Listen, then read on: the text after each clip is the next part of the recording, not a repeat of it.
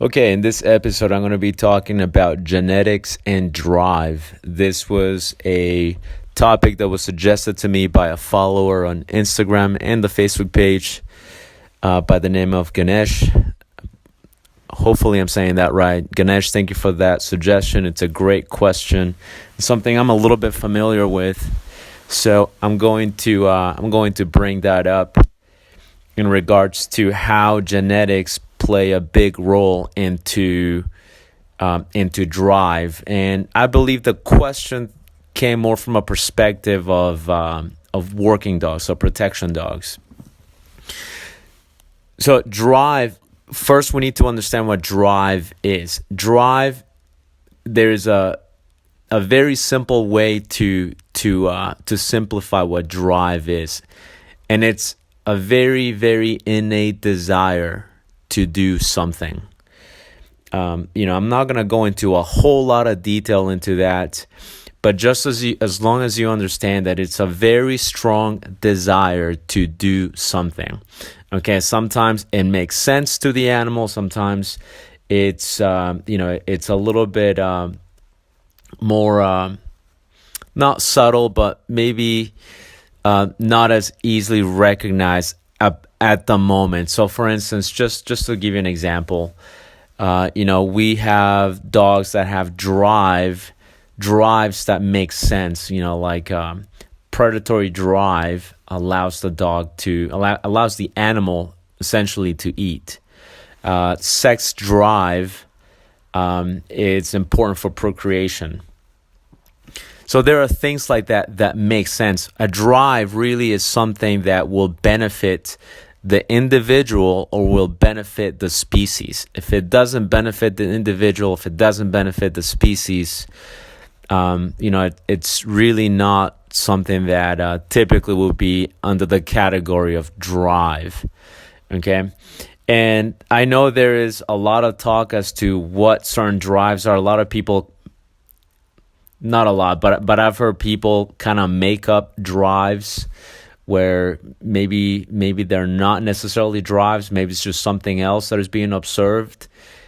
And this is where, with the whole, if you have two dog trainers, the only thing two dog trainers can agree on is that the third dog trainer is wrong. That's such a common thing in dog training. And really what it boils down to is, yes, that's understandable. Dog trainers do have different lenses. Your experience and my experience will lead us to see slightly different things. But at the end of the day, we should be on the same page with basics. We really should be on the same page with basics. Like if you and I look at a tree and you go, hey, that's an oak tree. And I look at that same tree and I go, no, you're wrong. That's a cedar tree. Yes, we're both looking at a tree, but one of us is wrong. Right? Or maybe both of us are wrong. So it's not about, I see an oak tree and me going, oh, well, no, hold on. I see a cedar tree. No, one of us is dead wrong. Okay? But I'm not going to spend too much time going into that because, that will create some additional questions, which I'm very happy to go over. But, there's already a lot of information out there on the complexity of drive. I just want to close it in for the specific question that was asked. That way I can make this episode very relevant to that. So now that we have an idea of what drive is, remember it's a very strong desire to do something, and it will serve the species or it serves the individual. Now we're going to go into how does that affect the dog, how important is that? What's the connection between that and a dog that, will be a protection dog? And it's super, super important, okay? You cannot get a dog that hasn't been bred for a specific purpose and have it excel in something that you're thinking, this is what I want the dog to do. If you have a specific goal in mind, right? Let's say your goal, to simplify, your goal is A. Just simple letter, just A, the letter A. That's all I'm asking you to visualize right now. Letter A, that could represent whatever you want it to be. It could be hunting, it could be protection dogs, it could be scent detection, whatever you want it to be. Imagine that the letter A represents that purpose. If the dog that you're looking at has not been bred for purpose A, the dog will not excel at purpose A. Okay? Or it's very unlikely that the dog will excel for that purpose. Let's say that dog was bred for purpose B, right? And you go, well, I don't care if the dog was bred for purpose B. I want the dog to do A.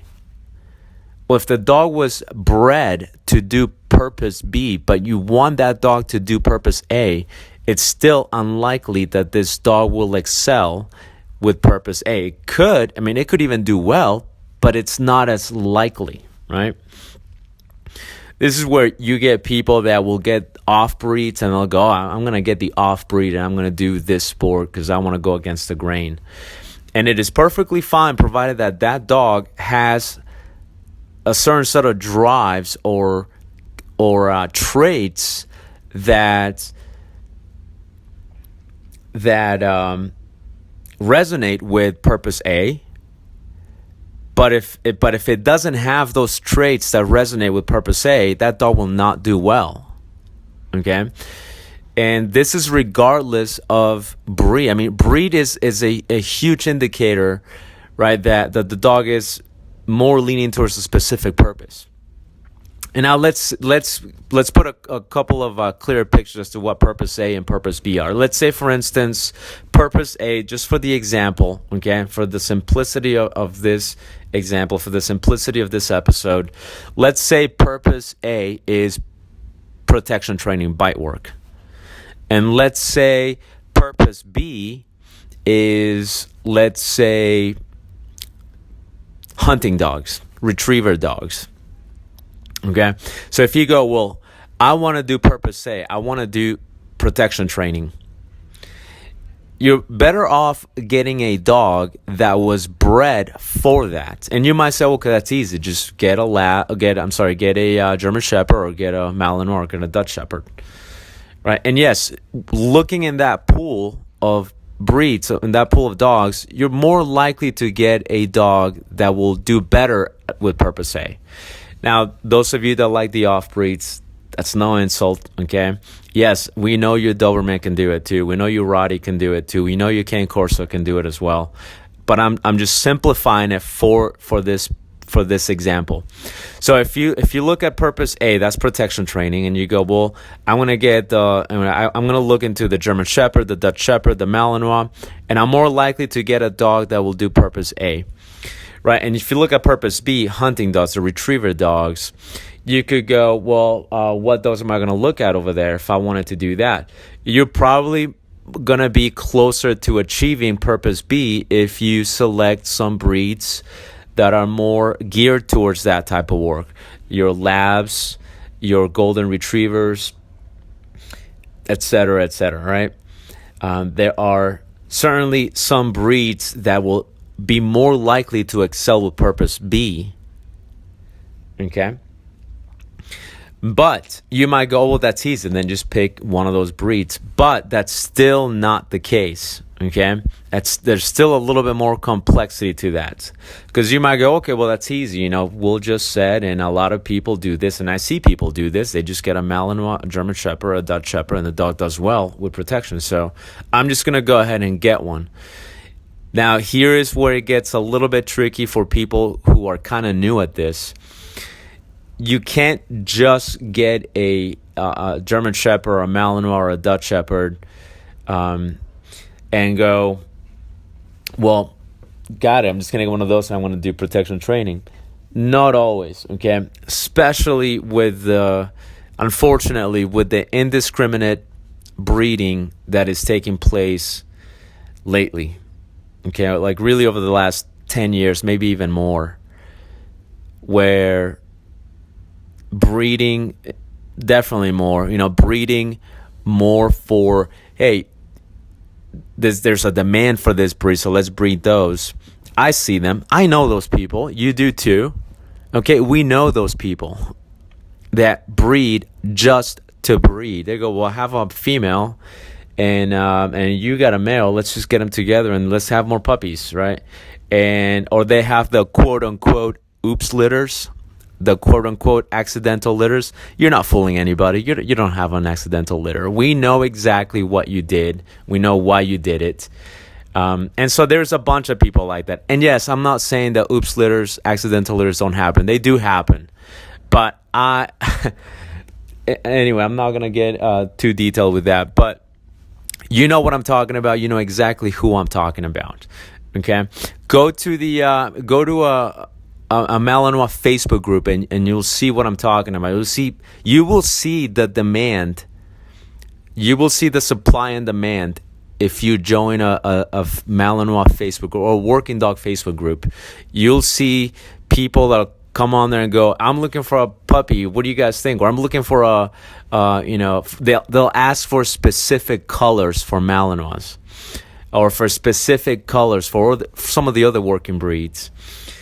Or people will jump on there and go, hey, I have a litter of this, or I have this dog and this dog. We're going to have a litter pretty soon, and they're going to be available. And there isn't a whole lot of backing up behind that. Well, because of that, because of the supply and demand of certain breeds, and naturally, the more popular they become, the more there is a demand for those. Now what happens is breeding becomes less meticulous, and breeders just jump out of the woodwork and they just go, let's just get some puppies. People like puppies. People like, the Malinois, the Dutchies, or this color Malinois, and let's just breed for those. Well, to kind of wrap up this little rant, when you have that going on and you have the person who is maybe not very aware, they're trying to do the right thing, but they're beginners. They truly don't know. They want to get into this, and they end up getting dogs like this. And you might go, well, they got a Malinois, they got a German Shepherd, so that dog should be able to do purpose A, protection. But you go back to genetics, right? You go back to what have these dogs accomplished, right? What is it that these dogs are being bred for? What's their pedigree? What is it that these dogs have accomplished? When you have that, when you have a good history of accomplishments, you have a good lineage, then your dogs are more likely to excel. Okay, so it's more than just getting getting a German Shepherd or getting a Malinois or a Dutch Shepherd, and then going, okay, well, we're going to do protection, they're going to do great. No, not necessarily. The dog might not do well at all. Okay, so getting the right type of dog, it is a matter of selection. And even if you do have the right lineage, even if you have the right parents and you have the right litter, there is still no guarantee that every single pup in that litter is going to excel with purpose A. Okay, I'm really trying to simplify it. Hopefully this makes sense to you. And if it doesn't, if it needs more clarification, feel free to let me know. I can expand on it a little bit more. I just wanted you guys to kind of have an idea about how and why genetics are truly important. Okay, I see it at my club. I've worked with a lot of dogs at my club that have come and gone, and we have a lot of Malinois. And I'm telling you, you really see the difference. Okay, you truly see the difference on how genetics have a huge influence on how well that dog will do. Okay, genetics are truly important. Now, if I go to purpose A and you go, well, you could get a lab and that dog will do great as a retriever dog. That's not the case. Okay, you can see labs or lab mixes at shelters, or people that will breed golden retrievers with like no drive, I've seen dogs, and I know this lady that breeds these super slow, like very little drive to do much of anything, golden retrievers that are more like white golden retrievers that just move at the speed of, God, I don't know. I don't even know. So slow, very little drive. And what does she breed them for? She breeds them to be companion dogs. Or I think she said the purpose was to try to make them either therapy dogs or something like that. But then you go back to, why are we breeding a golden retriever to not do retrieving? That's a whole nother topic that people can get really heated about. My opinion, working dogs should be bred for working. If you want a working dog to be your pet, primarily your pet, do not get a working dog. Get another dog, right? Seriously, get another dog. And I'm getting a little bit further away now from the topic at hand, so I'm gonna drop that. And I'm gonna go back to the question. So yes, genetics play a huge influence in that type of how much drive this dog has, how much prey drive is there. There are dogs that you work in protection, they're very prey oriented. I mean, these are dogs that are very, very quiet, very stalkers. They're drooling a lot, or they're at the end of the leash doing this high-pitched whining and barking, or no barking at all, because they're just in so much prey drive that they're so they're not even thinking about vocalizing. They're just at the end of the leash going, "Oh my God, give me that tug." And you see the prey drive more on these dogs. And then you see some dogs that are more on the not as much prey driven, but they're a little bit more on the defensive side. Okay, they're I'm not saying like they're fearful dogs, but you can see some really nice dogs too that genetically they're more on the defensive drive. They're more on the defensive side. I mean, they still have prey drive. You can still work them in prey mode. You can still do protection work like you do with the other dogs, but they activate a little bit different to different types of stimuli. So that's how genetics really influence the drive. So that was a great question. If you guys like this episode, make sure you subscribe. Make sure you follow me on Instagram, Facebook. Subscribe to my YouTube channel. And you have any questions, any topics that might come up that you feel like I could give you a little bit of a different perspective on something, let me know, and I'll be more than happy to make an episode on it.